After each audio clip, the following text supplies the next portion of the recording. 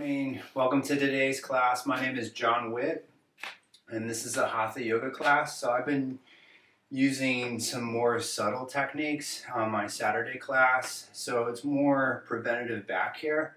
So I think what I'm using is something that these are techniques that I use personally.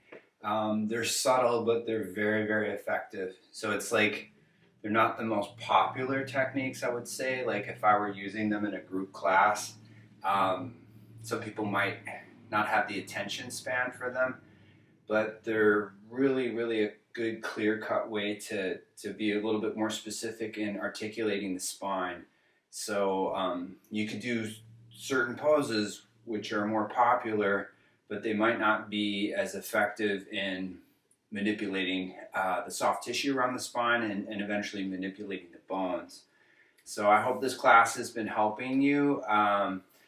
Let me know how it's going. I'd love to introduce more techniques, more specifically in your interest and your level. So if there's things that I'm just not using that you'd like to see or get more of a thorough breakdown, you can email me or direct message me, and I'd like to help you more. So all my information is on my website. It's jonwittyoga.com. So if you'd like to make a donation, all of my information in making a donation is on my website. And then if you'd like to take classes with me, I am teaching classes through Zoom. I teach Tuesday morning, Wednesday afternoon, and Sundays at 10 a.m. So that those classes I could see you and give you specific feedback in terms of how to correct your alignment or how to make your practice a little bit more dynamic. So those are great classes in addition to the live classes that I'm teaching. I'm also teaching on Zoom privately. So if that's something of interest, you could reach out to me and we could schedule an appointment where I could help you overcome an injury or learn a handstand or learn a headstand. Those are more techniques that I would learn personally from someone as opposed to just doing it randomly. So you don't need a lot of equipment. I'm going to use a wall today. So, and this could be just a corner of a wall. So if you were in between, like say a doorway, that would work too. Like, doorway to your bathroom, that could work perfectly fine. At some point I'll have a chair.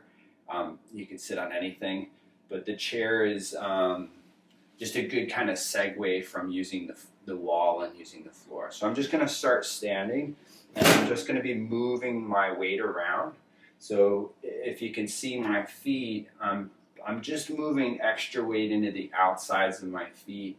So I'm just kind of moving the weight around to adjust my feet, which will adjust everything above it. So it's kind of like you think of stretching out a t-shirt. The more you stretch out your feet, even though it's not really, you wouldn't think it's connected to your shoulders, but it is. So same thing with hands. The more you adjust your hands, the more you would adjust your feet. So it's just a more kind of global way. So I'm going to come back into the middle and I'm just going to rock forward into the front of the feet and then back into the heels. So I'm moving the weight forward into the toes and then back into the heels. So I'm not going to do these a whole lot, but I'm just lifting the front of my feet. So just to be a little bit easier to learn this, is just lift the front of your foot on the right side and then let that lower and then lift. It's kind of the beginning of balancing for someone, right? And then bringing it down and then bringing it up again and then back down. So it's practicing dorsiflexion. So flex the left foot. You're on the heel of the left foot. The front of the foot's lifting up. And then I'm going to lower. I'm going to lift. I'm going to lower that, and then I'm going to lift. And then what we do is just alternate. So, and you can get your hips involved, like you could swivel your hips.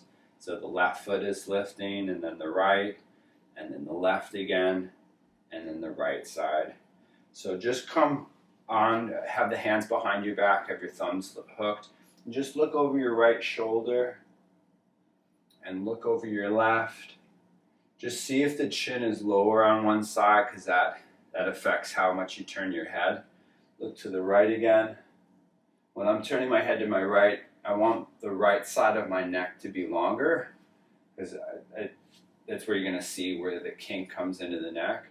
Then you can turn the head to the left, and then you can bring it back to center. Just let the head relax down, stretch out the back of the neck. So we're going to be using the wall, kind of like what you'd feel in, say, like plow work or bridge, but the wall is a little bit easier than the floor. So then you can lift the head just neutral and then look up and just kind of see how your head relates to the ceiling. So if your head's turned a certain way, just see where your blind spots are. So if you're in the middle of the room, I'm more off to the right side of my room. So you would think I would see more of the right side, but it's really the left that I see. So I'm just going to come back to neutral. I'm going to come up onto the toes and lift the heels. And then I'm going to lower the heels. And then I'm going to lift the heels, pressing through the toes. And then lowering the heels. And then one more time, I'm going to lift the heels. And if I can, I'm going to look over my right shoulder. And then I'm going to look center. And then I'm going to look over the left. And then I'm going to look center. And then I'm going to bring the heels down. So what you'll do is you're going to tuck all the toes underneath on the right foot. So you got to pull the toes back. As you pull them back, they're underneath. And you're just applying just a little bit of pressure. I'm not forcing my foot down. I'm just getting them in. So I'm opening up the joints of the toes. Just about 30 seconds. I'm not going to hold this really long, but you know, eventually you could do it longer. And then I'm going to undo that, and then I'm going to stay on the right side, and then I'm just going to tuck the big toe underneath. So the big toe's underneath. All the other toes are just straight forward here. And it can be tricky to do this. So there's ways that you could use something to block the toes. Like a yoga mat rolled up against the wall is something that you could use. And then you can untuck the toes and then just bring the toes on the left side underneath you. So as you pull them underneath, the big toe is just flat here. And then as it's flat, you know, it's just you had really flat feet. This is something that it's kind of similar to what you get when you sit on the floor in Virasana. So I'm going to untuck the toes, and then I'm going to bring the big toe underneath. And you'll find that one toe just doesn't move, or maybe a group of toes that doesn't move, and that's okay. But over time, they'll move for yourself. And then I'm going to untuck that. And then just go back to rolling the feet out, rolling them in, rolling them out, rolling them back in. Just got something going on in your knees, make the motion really small. I mean, it's good to manipulate the feet, but if the feet were really, really tight, the feet won't move, so the default is the knees. So then the knees start to hurt because the feet don't move as well as they can. So just rolling in and then rolling back out. So just try to lift just the big toe up off the floor, and then lower, and then lift, and lower. It may help to look at the toes in doing this. So I'm lifting just the big toe, and then I'm lowering. One more time, I'm lifting, and then I'm lowering. Now lift all the toes with the exception of the big toe on the right foot, and then lower down, and then lift. For me, it's really tricky to get the baby toe up, so you can lower. It's easier to move the other toes because I've worked on this in different ways. So I haven't really worked a lot with my baby toe. So that's something that I'm working on. And then lower down, and then you'll lift just the big toe on the left side, and see which foot is really easier to manipulate or move. And then lower, and then lift. Just the big toe on the left side's lifting, and then lower, and then lift up again. And then lower, and then lifting all the toes on the left side with the exception of the big toe. And then lower down, and then lift. Try not to move the foot too much. The foot stays as it is. It's just the toes are lifting. And then lower, and then lift back up. And then lower, and then one more time and lifting, and then back down. So have the hands behind you one more time. Come up onto the toes, lift the heels. Look over the right shoulder if you can. Look look center, look to the left, and then bring the head to center, and then slowly lower the heels. And then what you're going to do is just have the arms beside you, and then moving the head in a circular motion. So as you're moving your head in a big circular motion, or small, or slower than I am, right? And then come back to center, and then, some people work better with numbers, like, hey, I have to do this 10 times or whatever. Some people work better with time. They're both good. Whatever's going to get you to practice the exercises, the techniques, I think that's what you should stick with. So just moving the head and then coming back into the middle. So I'm going to bring my hands beside my head, and I'm just going to be moving my head laterally. So just getting the head to move around. Still use your feet as you're standing. Moving the head side to side, lateral.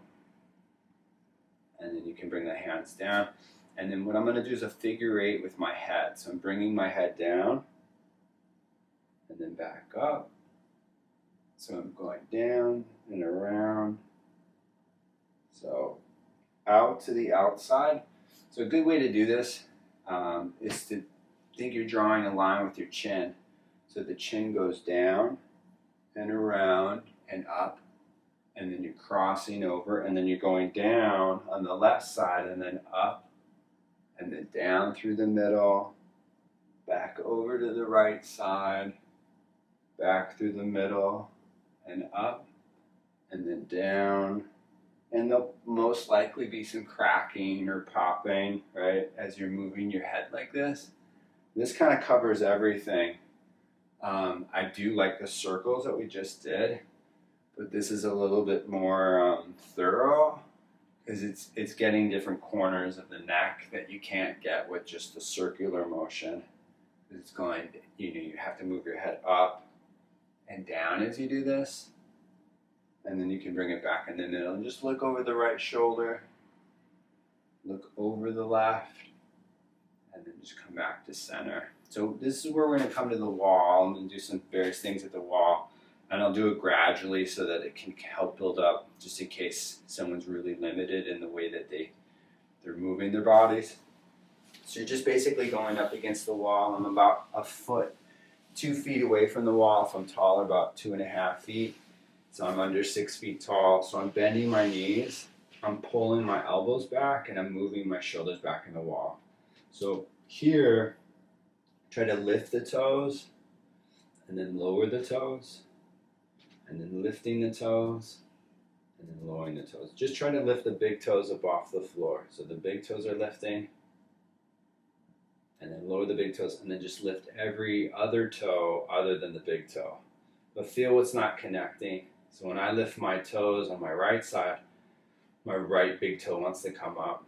And this is all awareness. All the awareness that you're building is going to help better practice. So just lower the toes and play around with having your lower back into the floor or into the wall. So some people overextend. I'm one of them. So if you have this big sway in your back, try to pull the belly in, try to pull the ribs in, and move the tailbone down. So as you get older, you may find that your abdomen gets weaker, and that often puts us in an anterior tilt in some positions. And in the way that you sit, it's usually why people have more of a posterior tilt, and it can be like more of a spinal condition. So just take a few deep breaths, pull the shoulders back into the wall. Say you came out of this already, that's fine, right? And then bring yourself back up, and then when you come back up, you're going to move to the wall with your feet. And then as your feet are at the wall, I'm going to take my knuckles on the side of my head and just pulling the elbows back in space. So feel what's not at the wall, and that's okay. But whatever's not at the wall can eventually be touching the wall. So for some people, it's going to be their head.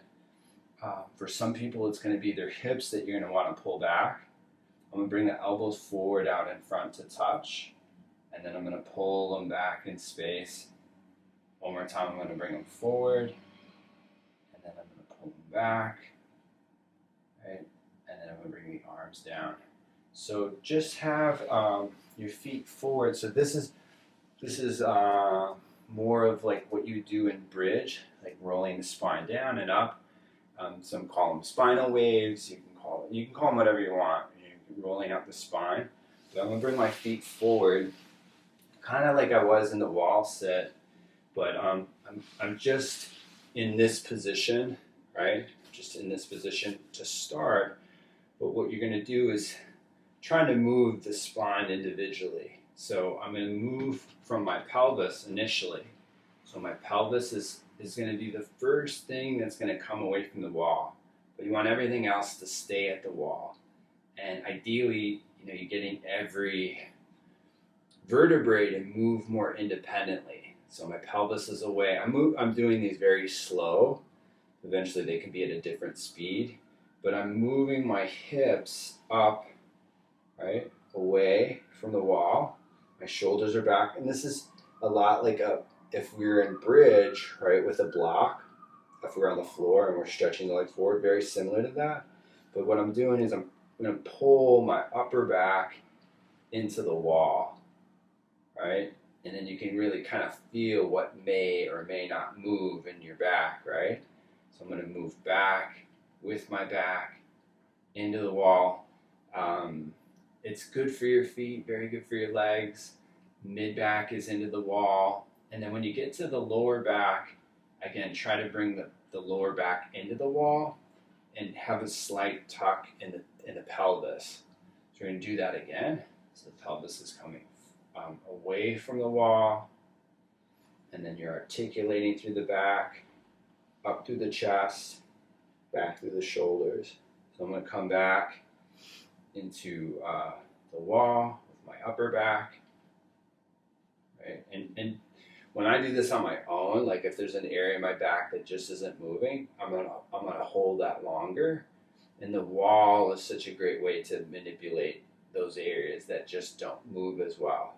So I'm getting my mid back into the wall, and then my low back, and then I'm gonna do it 2 more times. So I'm gonna bring the hips away from the wall. Maybe you're already done and you're just standing, or maybe you're sitting in your chair, but I'm moving the pelvis forward and I'm lifting through the chest. Because eventually, what we're going to do is have our feet a little close to the wall, and we're going to extend even more into a back bend. But I'm going to do this say this is the first set of these, right? So I'm bringing my upper back into the wall. Upper back comes in. Mid back is coming down and in. And then the low back. And like I said, these are a bit dry. They're not really super exciting, but they'll have a bigger effect than some more popular techniques. So the pelvis is moving away from the wall, tailbone's moving down. Use your legs, express through your rib cage. Think of getting wider, and then you're extending. Just kind of see how your feet are, which foot may be supporting you more in this. And then slowly roll the upper back into the wall. As you get into this, mid back, as that mid back gets, this is where I really like to work it. But like I said, maybe you're moving quicker than I am. And then the low back is coming down and in, tailbone moving down, and then the pelvis. So just slide back up. Bring your feet back. Just stand at the wall. So when you're standing at the wall, the feet aren't all at the wall, but your butt is, your shoulders are, your head is back. Then take the knuckles on the side of the head and pull the elbows back in space. Pull the ribs in. Then bring the elbows forward together. Pull them back in space. Bring them forward. Pull them back. And then you can bring the arms down. The arms are coming down.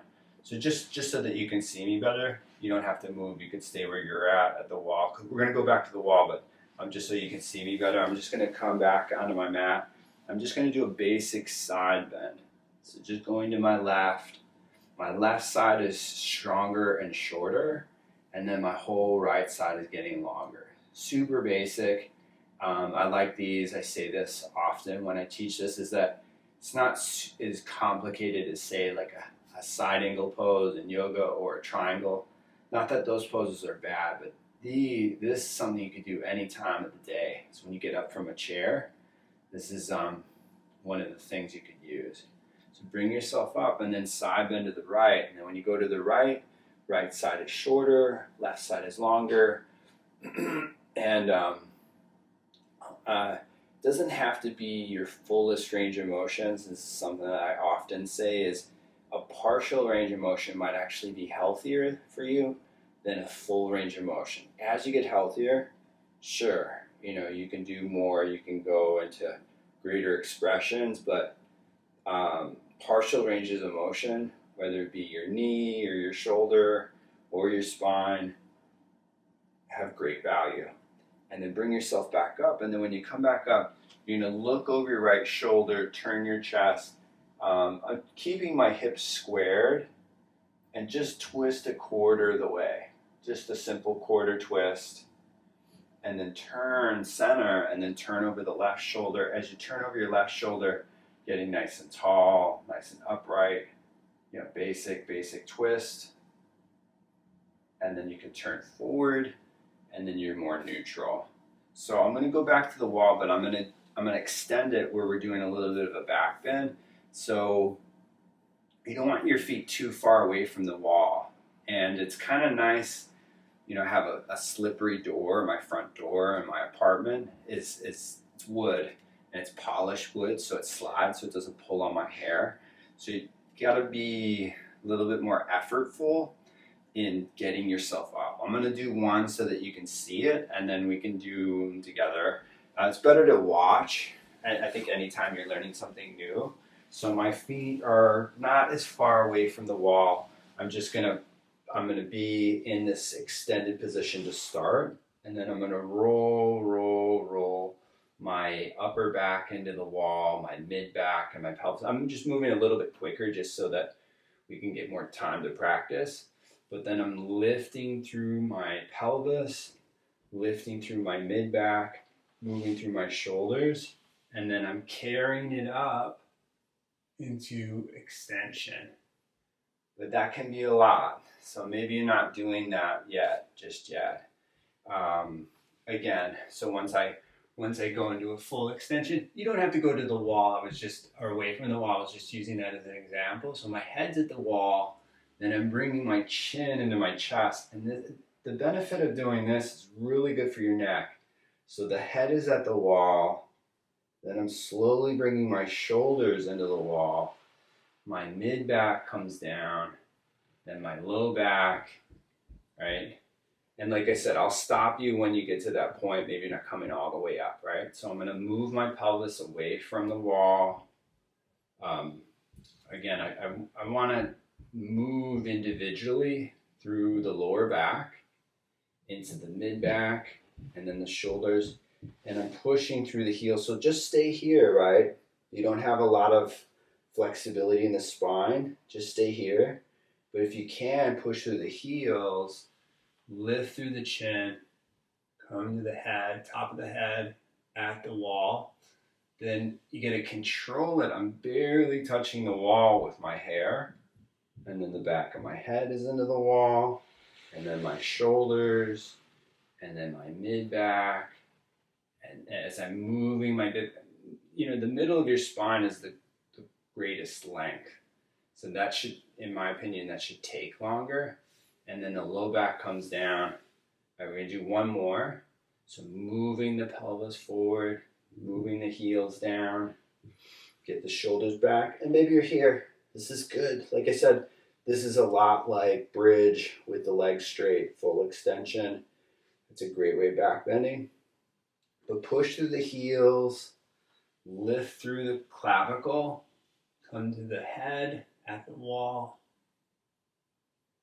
Then control it by lifting the chest, bringing the chin in, back of the head comes to the wall, shoulders, mid back, right? Your shoulder blades is, a bench is the first thing, then below the shoulder blades, you're moving into the wall. And then as you get just above the lower back, right, L1, like T12, T13, then low back comes in the wall, then pelvis, and then just straighten out through the legs and just come back into a standing position. So you're just standing here, just neutral. And then I'm going to side bend to the left. Just a basic side bend again. Take a couple deep breaths here. Bring yourself up. Go to the right. Right side shorter, left side is longer. Really a good stretch for the QL, which can be really tight for people. Like just above the ilium, the pelvis on the left side, if you just palpate with your thumb, you can feel how dense those tissues are. And then bring yourself back up. And then what you'll do is you're just going to turn over the right shoulder again, just a real gentle twist.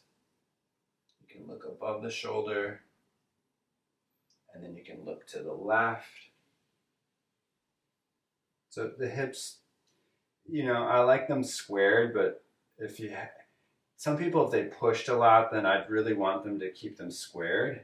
And some people that it's just pain related, if they're not just going all out, it's okay if the hips are a little crooked. It's okay. Then you're going to turn forward, and then as you're turning forward, you're just neutral. So we're going to do a little bit more twisting at the wall, but just think of looking over the right shoulder, and then I'm going to bring my right hand back to the wall. So just bringing the right hand back, and then I'm going to come back to center, and then I'm going to go back. So what you could do, because this can be really hard, is you could lift your left heel off the floor just to get you to twist a little bit more. So if your feet are really grounded, your body's twisting, this is what happens to knees, right? So heels could lift, but what I would do is I wouldn't go as far, right? I'm just going to the right, and then I'm going to come back to center, and then I'm going to rotate to my right. I really believe in rotating the body. Again, depending on the situation, some people have serious conditions, post-surgery, stuff like that. So then the motion's partial. So you can come back to center. So we're going to go to the left side. So I'm rotating to the left. And maybe this is all that I'm doing. The wall is great to go into, but not like you have to do that. And then I'm coming to center. And the good thing about coming in and out of poses, it's like you're doing it, you're like learning it more and more, as opposed to just, because when I rotate and say I hold it statically, it really is like doing it once. But if you do it, repetitively like I am, it's like you have to teach your body to do it more than once, if that makes sense. So I'm rotating to the left, I'm reaching back with my left hand, tailbone's down, pubic bone's up, and then I'm going to come back to center, and then one more time I'm going to rotate to the left, lift, push through the feet, lift through the upper body, okay, and then turn forward, and then you're just back to neutral. So we're going to go to the wall one more time. I'm going to do a wall sit, elevate the heels, and we'll stretch out your quads, and then we'll get into the chair a little bit for your hips. So just go back to the wall again, about 2 feet with the feet forward more if you're taller. I'm going to bend the knees just a couple inches, and that could be the best angle, especially if you get problematic knees. But you can get to 90, and I say this often, if this is something that you've used before, be in an angle that you don't use. And that'll be the best thing for your legs, because we'll all get conditioned to a certain point.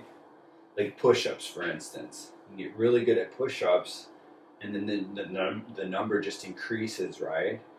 You're not necessarily getting stronger. You're just better at doing them. You're more efficient. So I'm going to lift the heels off the floor. So for someone that doesn't have a lot of flexibility, this could be a starting point, because getting the feet flat can be difficult for people. But when you lift the heels, it brings a much greater demand into the quadriceps. So my elbows are back, my shoulders are back, I'm just in an upright position. Take 3 deep breaths. Maybe you're already out. And then what I'm going to do is lower the heels. And then as I lower the heels, I'm going to bring myself back up into standing. And then I'm just going to stand at the wall for a few breaths. But in this type of sequencing, you should feel a lot taller, like significantly wider, more upright. Like I said, it's a lot more depth to getting you to have better posture, articulation of the spine. So what we're going to do is turn to the wall. As I turn to the wall, I'm going to bend my left knee. So my thumb and my index or my pinky is wide, like the shaka in Hawaii, right? And then I'm going to have the thumb and I'm pulling the foot up into the hip and then bringing it down. So I'm going to pull it up again and then bringing it down, and then I'm going to pull it up and then bring it down. I'm going to go to the right side. So I'm lifting the right heel into the pinky finger of my right hand and then down. If it doesn't touch, it's okay. It's just something that you can eventually work towards. It could be a yoga block that you're squeezing into. So I'm lifting, I'm squeezing up, and then I'm lowering. So when I lift, right, it's okay if the knee carries out a little bit, and then bringing the foot down. So go back to the left side, and then lift it up, and then we're going to passively stretch out the leg with some strength work. So if you're really tight, grab the shin. If you're flexible enough to grab the foot. And then can't see this, but I'm pulling my foot into my hip, not with my hand, with the strength of my leg, with the strength of my hamstring. So I'm pulling it in, and then I'm going to bring it down, and then I'm going to take the right leg up, hold the shin or hold the foot, and then when you're in this, try to get your leg closer to your hip. So you're basically trying to bring your foot away from your hand.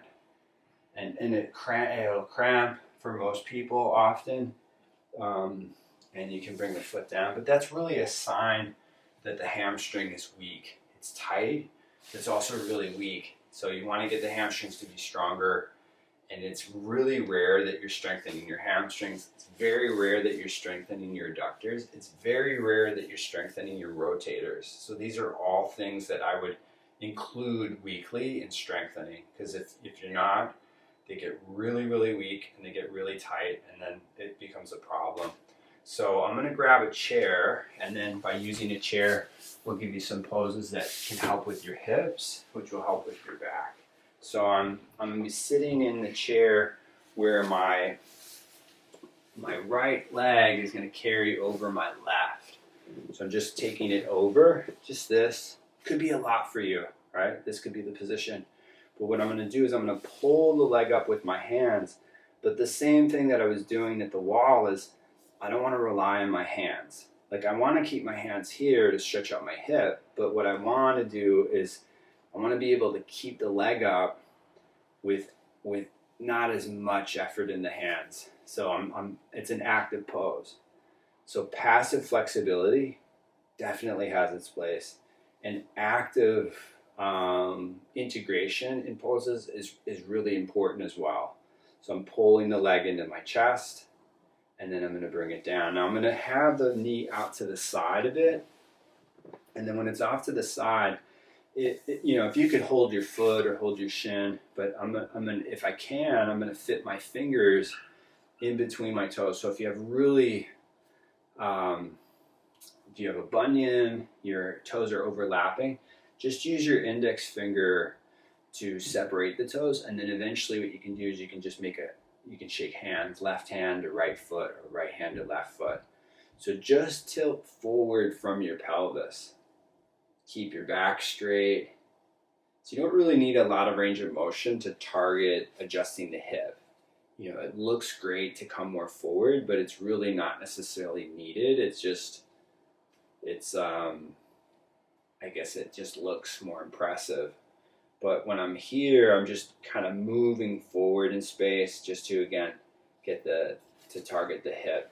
you might be way better just upright, right? Especially if your hips are really tight. And then hold the shin with the hands, but lift the leg, not so much with your arms. So try to use the strength of your leg to get your leg down. And take your left leg up so the left leg is over. And then when it's over, I'm just pulling the leg in with my hands if I can. So like I said, some people are very tight or restricted. This is okay, right? This is a starting point. But if I can use my hands and then expose the outside of my hip a little bit more, I find that helpful. And it's just a different angle. So both I think are beneficial, and that's why I'm using both the knee up and the knee out to the side. So take 2 deep breaths, pulling it in, stretching out the hip. And so, if you're really restricted in forward bending, a lot of it is based off of how tight your hips are. Some of it is hamstrings, some of it is spine and your back, but often it's the hips. So I'm going to have the knee out to the side, and then I'm going to use my index finger, to separate my toes if I can't get my fingers in between my toes. But I'm going to interlace the fingers on the inside of the toes, and then I'm going to tip forward with the pelvis, and then I'm extending, right? I'm extending myself forward, nice extension. And then as I'm extending, right, I want to keep lifting through the top of my head. If you don't have a history of back pain, it's okay to round, right? It's actually a very good thing for most people in terms of their spine. If you have a history of lower back pain, you definitely want to be in extension, or you might not even want to come forward at all, right? And then I'm going to take the left leg up. I'm going to hold it, but I want to lift it with as much strength as I can in the hip to bring it down. And then when I bring it down, so I'm just going to do a bit of a side bend in the chair. So I'm here, just off to the side. I could slide it down my leg. I could be back. If I saw you, I'd say, hey, you should move forward, you should move back. But, I'm trying to be in a straight line. I'm going to take my right hand behind my head, and then I'm off. Now, it's not necessarily better to get lower. Like if I'm a person that's getting lower, I may want the hand under the side. But just a partial side bend can be really, really beneficial. It just adds a different kind of stretch into the shoulders and the ribs when the hand's behind the head. Super basic, but there's a lot of good leverage when you're in a chair. So take the right arm out to the right, bring yourself up, and then as you're up, you can slide down to the right side. The left side's being adjusted. And just, again, see what range is better for you, Again, further out, I guess, some would say it looks better. It's like, wow, look at what I can do. But, you don't, I see with, because I've taught so much in yoga studios, I see people and they struggle with going upstairs and stuff like that. So, you don't want to be so flexible that you're dysfunctional, right? So the left hand could be behind the head. So as your hand is behind your head, you can lift up, and then you can take your left arm up to the left, and then you can bring yourself back up. And I say this about, practitioners. It's not so much that they had something pre-existing. It's because they're just they're abusing their bodies, right? So I'm forward, and I'm going to come forward into a forward bend. So if I can't come forward, I'm just going to come into this partial forward extension. That's all you could do. But I'm going to slide the hands down the inside of the legs, and then I'm forward down in between my legs with my hands, and then my head is dropping.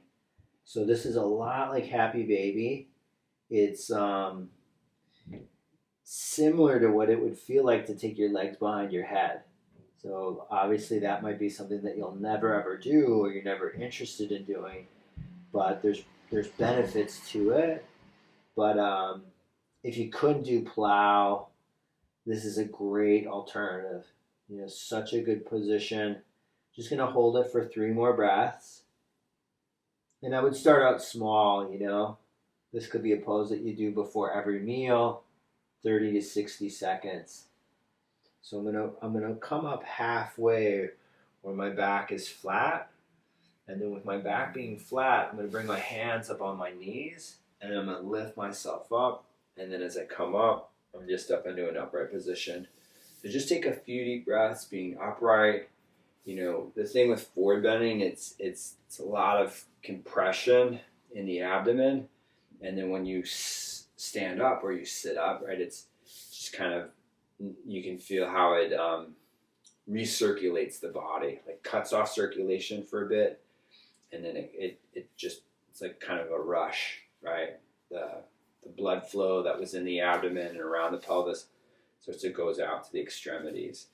So I'm going to take my legs to the right side, and with my legs to the right, I'm going to bring my hands to the backrest, and I'm going to push through my feet and push through my pelvis, and then twisting to the right. And you don't have to go all out, right? But find a healthy distance in terms of stretching. You could, like I did at the wall before, I could turn and then I could go back. I'm just holding it statically. Push through the pelvis, extend through the crown, and then you can turn forward. And as you turn forward, you can bring your legs over to the opposite side. So I'm going to the left now. My feet are just underneath my knees. I'm pressing through my feet and pressing through my pelvis. I'm bringing my ribs in slightly, and then I'm looking high and above my left shoulder. And it's the beauty of doing asymmetrical positions is you can really see what you may be lacking, right? You might be missing some rotation in one direction, or how you turn your head in one direction, and I think it's important to maintain. So take a couple deep breaths.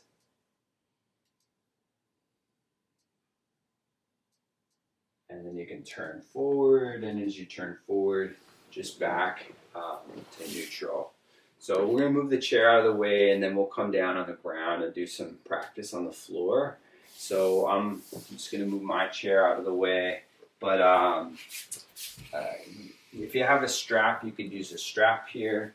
So if you do have a yoga strap, you could use a strap.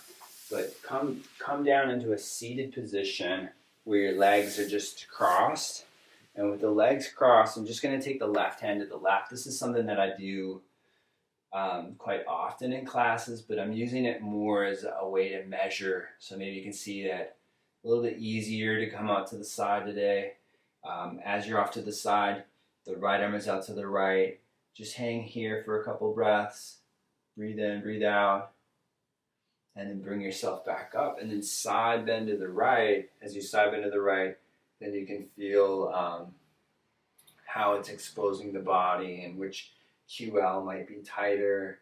I'm going to do one more stretch for the QL, just so that you get, because that can be really a difficult area to target. And what I liked at the wall is really, really good specifically for the linear line, but it's kind of missing some things, and that's why I'm going to add more into the outside of the hips. So take a couple deep breaths, and then bring yourself back up. And then when you come back up, what you're going to do is sit on your knees if you can. So I'm just going to face forward just so that you can see this. So if I can't sit back all the way onto my feet, sit on a block, right? That's a good starting point. But to get into the hips is I'm going to shift. I'm going to bring my hands to the right side. I'm shifting my hips to the right. So my legs are to one side and my upper body is to the other. So my feet are to the left, my upper body's to the right, my pelvis is to the right. And you may look something like this, and not to poke fun at anybody, but you might look like this where you can't sit upright. But over time, as your back starts to get more supple and it moves better, then you can be a little bit more upright. Take a couple deep breaths here, but like I said about the outside of the hip and into the lower back, This can be a big factor in why your lower back might not be giving you some trouble. So to come up, I'm going to sit back on my feet. And then as I sit on my feet, just take a couple breaths here. Really good for the feet. Again, if you can't fully flex the knees, that's something that you can definitely build up again. So the first thing to do is know that that's possible. You know, there is a time in your life that you could fully flex your knee. It will not feel good to go through that process. Like, it's a process, but I'm fully confident that someone could build up a full flexion in the knee again. But like I said, it's probably going to hurt because there's a lot of scar tissue around the knee that you got to break down. So I'm going to sit my hips to the left, and then as I'm off to the left, my legs are to the right.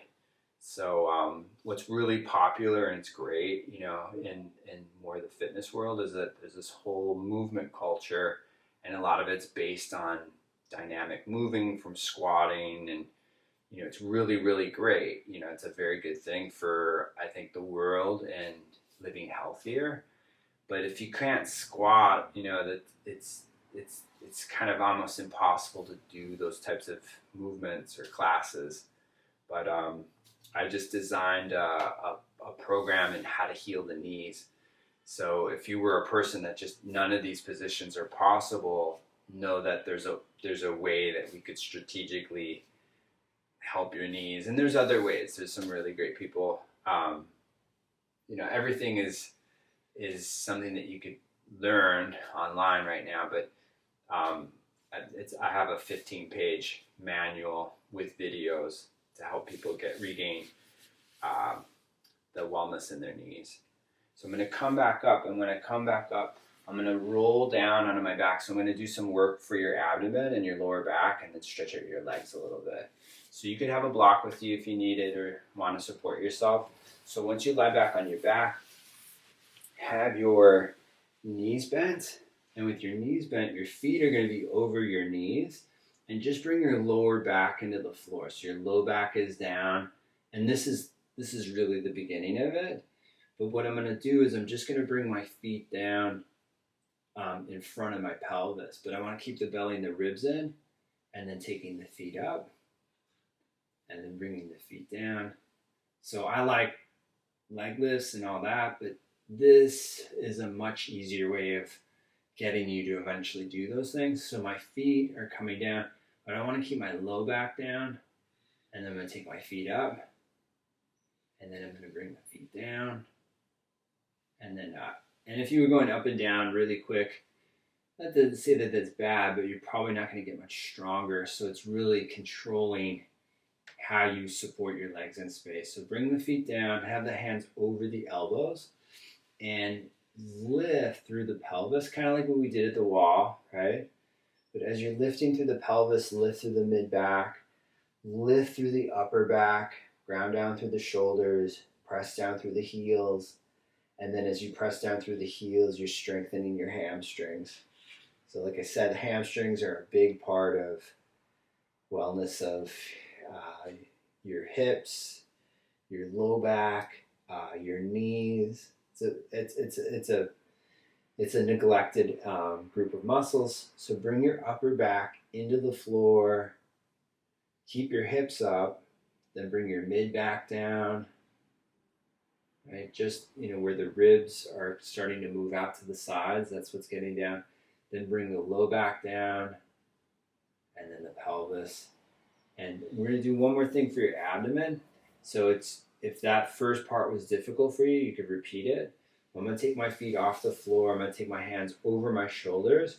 I'm going to bring my right arm overhead and my left leg forward in space. So I'm right arm full overhead, left leg is forward in space. Then bring the hands over the shoulders, the knees over the hips. Take the left arm overhead, and then bring the right leg forward in space. And then bring the hands over the shoulders, bring the knees over the hips, bring the right arm overhead, bring the left leg forward. So keep the belly, keep the ribs in. Bring your hands over your shoulders, your knees over your hips. Bring your left arm overhead and your right leg forward in space. Couple deep breaths. And then bring the knees over the hips, the hands over the shoulders, bring the feet down. Have the hands over the elbows one more time. Take the hips up. So lifting through the hips, grounding down through the shoulders, and then slowly bringing the upper back into the floor, the mid back, the low back, right? And then I'm going to take my left leg into my chest. So this, isn't targeting the hamstrings, it's targeting the hips. So if you have really tight hips, a bent knee position might actually be better than a straight leg position. But if you want to stretch out your legs, I'm going to take the leg up. Now, as I take the leg up, if I don't have a strap, I'm holding either my hamstring or my calf muscle. If I'm not holding a strap, I'm going to bend the knee from time to time, because most likely you can't grab the foot just yet, and that's fine. But as I straighten through the leg, I'm going to either point the foot or flex it. And if you are really tight in the hamstrings, most likely pointing the foot's going to be easier for you, so you can stay with that. I'm going to come up towards that left leg, and I want to pull the leg to me by using the strength of my hip flexor. So I'm pulling that in, and then I'm going to lean back in space to adjust my back. Again, if you really wanted to manipulate the legs more, this is why you'd want to grab the foot. So it's not that you have to, and it's perfectly fine if you grab the foot and the knee is bent. It's not like you shouldn't do it, or it's against the rules or anything like that. It's just you probably are going to get a better stretch by grabbing lower and then eventually higher. So bring the left leg down, bring the right leg in, pull it in. It can be outside of the body, into the body. It could be you grabbing your hamstring and your right leg is up. But you could also, kind of like what I did at the wall, is you could go up for X amount of seconds, 3 seconds, something like that, and then you could come down, right? So if you don't have a lot of strength in your neck, this could be very good for your neck, is coming up, for a short amount of time and then coming back down. But if I do come up and I'm grabbing the foot, I could grab the heel, I could grab the toes, but it may look like I'm pulling with my arms, but I'm not using my arms very much. I'm just holding the leg up here. But what I'm trying to do is keep the leg up with the strength of my hip. So I'm using my hip flexor, and then you can come back down with the head and the shoulders, and then just have the knees bent. So if you're a person that has, big sway in your back, you could put your blocks underneath your knees or your bolster underneath your knees. Some people, having the legs straight out in front of them is difficult on their back. So you can do it with one leg. And it's good to you don't have to do this all the time, but so the feet will kind of sickle out, and that can be really hard on the knee for people, but it can also be really hard on your back. So it doesn't seem like a lot, right, until it eventually hurts. So not that you have to be perfectly straight, but you could put your foot up against a wall or a chair, or have a chair and then have a wall. Then you can have both and lining your feet up. You can also wrap a strap around your thighs. So if you have the yoga strap, you make it into a loop, you place it around the thighs, and that's a good way so that the feet don't fall out. And it's a very good way to release the IT bands and the outsides of your hips. So if you have chronic tightness on the outsides of your legs, you might have a dance background or a martial arts background, right? But getting the feet to be a little bit more straight is really good for your legs, but it's also very good for your back. So have your hands resting on you or beside you, completely relax. Let's say you're a person that is just, the hardest part in a yoga class is relaxing, is, you could count down backwards by threes. So 97, 94, 91, 88, and you could do it like a whisper, almost like to yourself, and you might actually fall asleep. But I think it's good. It's a very good distraction of the mind. and then you'll be able to relax. You don't want to get spun out, especially at this time. Like, you don't want to get too far ahead of yourself, and you don't want to be stuck in the past.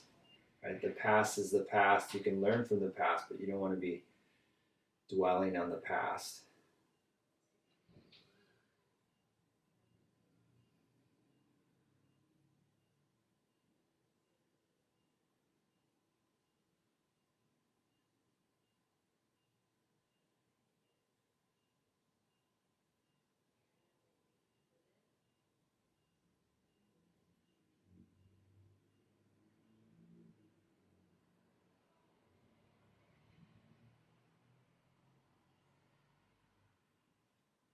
And if you're a person that has more time today, you can definitely, obviously, take more time and rest. I think that's a very good thing to do.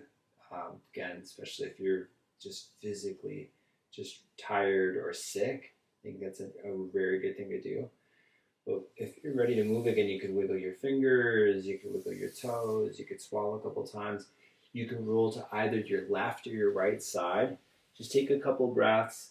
If you're already up, fantastic.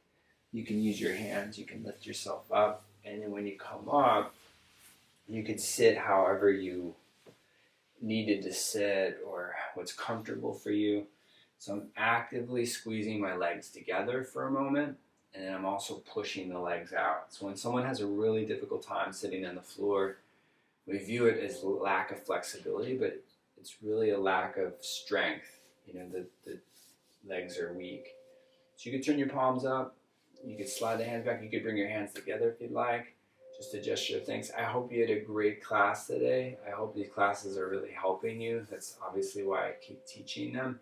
But if you'd like to make a donation, again, all my information is on my website, jonwittyoga.com, and it's an outlet that you could learn more about me, you could learn about my services, and you could also sign up for classes on Zoom. So have a beautiful weekend. If I don't see you, stay safe, stay strong, and let me know if I can help you in any way develop your practice.